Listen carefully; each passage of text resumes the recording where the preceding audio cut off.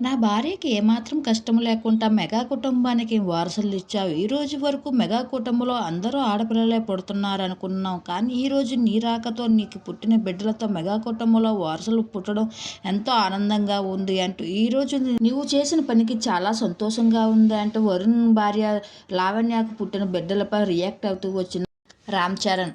మన అందరికీ తెలిసిన విషయం, ఇప్పటివరకు మెగా కుటుంబంలో అందరికీ కూతుర్లకి కోడలికి కూడా ఆడపిల్లలు పుట్టడమే కానీ మగపిల్లల వారసత్వం అయితే ఇంకా రాలేదు.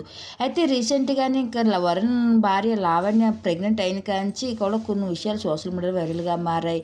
తన మెగా కుటుంబం తనని ఎంతో జాగ్రత్తగా చూసుకుంటూ వచ్చారు. అలాగే వరుణ్ తేజ్ కూడా తన కెరియర్ని పక్కన పెట్టి తన భార్య ప్రెగ్నెంట్ అవడంతో తను ఎంతో జాగ్రత్తగా చూసుకుంటూ వచ్చాడు. అయితే రీసెంట్గా తన సీమంత సంబంధం కొన్ని పిక్స్ కూడా ఫ్రెండ్స్ ద్వారా బయటకు వచ్చాయి.